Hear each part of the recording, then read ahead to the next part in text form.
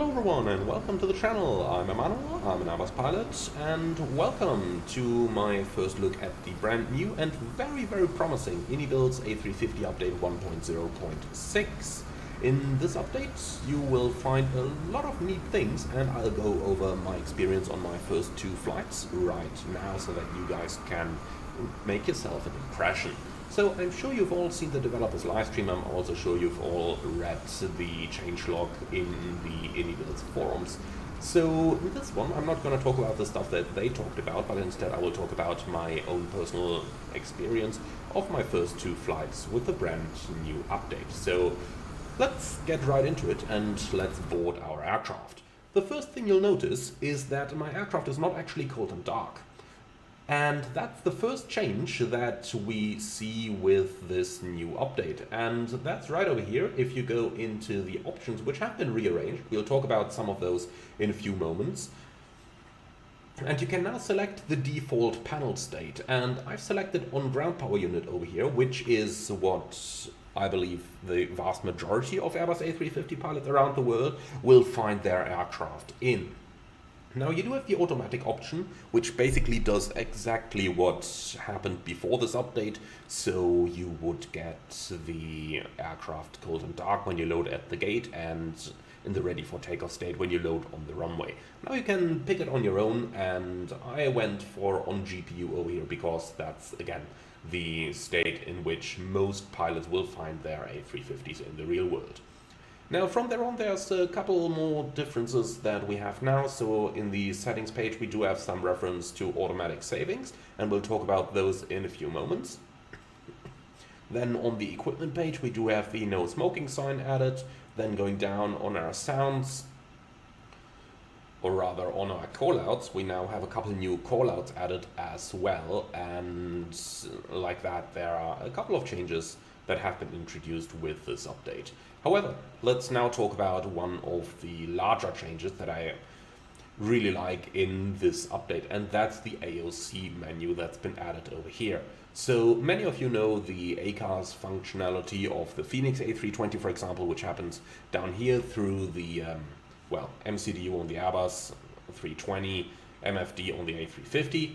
On the A350, however, the ACARS is now available through the OIS. In order to be able to use it, we gotta import our SimBrief data for our latest flight plan up here, and then we can just head into this, and we'll see that a lot of the functionality that we're already familiar with from the Phoenix is now available in here as well. And I am very sure that iniBuilds is going to expand this vastly with the next couple of updates as well. So that's the promising feature that I talked about in the beginning of our video.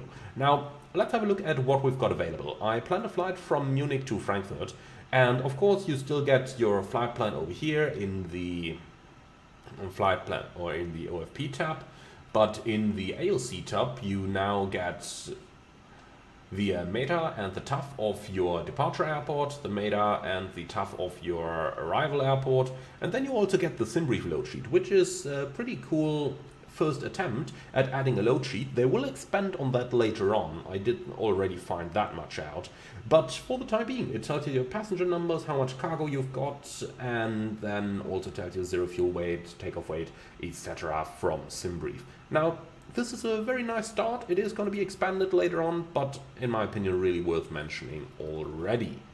So then you will get Ops Library and a META tab over here. Then the send tab is currently empty because we can't send anything just yet.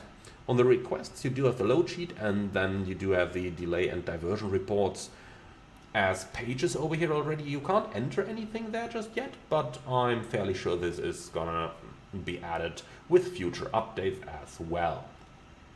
Now let's talk about the second big feature that's been added to the aircraft, and that's the Autosave functionality.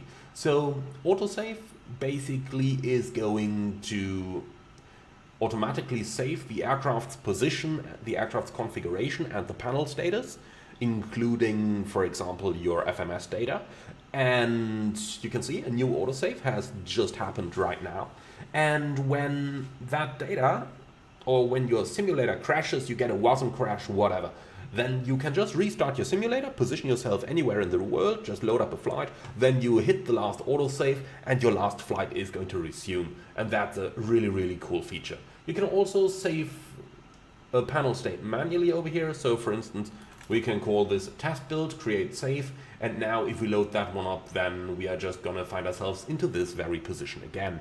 Now, this is the first in Flight Simulator 2024, as far as I'm aware. No other add-on supports this in this simulator just yet, and it's really cool to see this added, as it is going to help a couple of you with their WASM freezes or with whatever might possibly come across you, even if you just, you know, something unexpected happens and you gotta help your children cook your dinner, then you can now just save the flight and load it back up at a later point in time. So that's a really, really cool thing. There are also some changes to the ground menu down here, such as the ability to add stairs, control some lights down there. So a little bit of new stuff in there as well.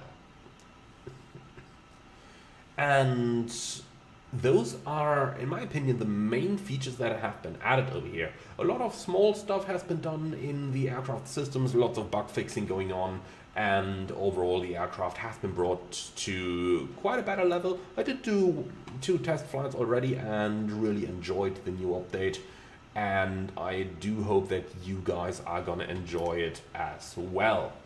So, as always, be sure to leave your feedback in the comments underneath the video. I'm really looking forward to what you think about the new updates. And with that out of the way, thank you very much for watching. As always, be sure to like, comment and subscribe. And I'm really looking forward to see you all again on the next one.